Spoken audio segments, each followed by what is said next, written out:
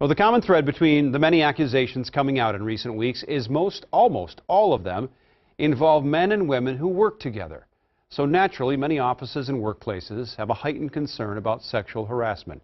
Fox 9's Leah Bino joins us now after speaking with a human resources expert on this very topic. Leah? Yes, Randy, for many HR departments, this is a very busy time, not only because more people are coming forward reporting harassment, but also more employers are finding renewed urgency in trying to prevent it in the first place.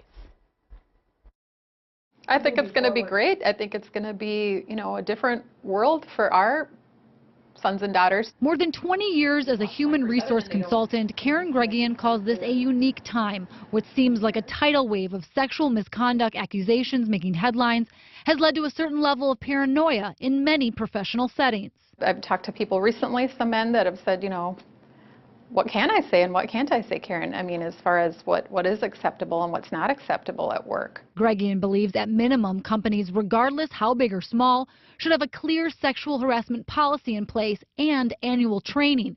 In light of high-profile accusations, most recently against Matt Lauer and Garrison Keeler, Gregian is receiving requests from companies wanting more training for employees on a continuous basis. She points out what might be common sense to one might be a teachable moment for another. If it's every once in a while someone comes in and says, hey, you look nice today, or I like your dress, or something like that, that's fine.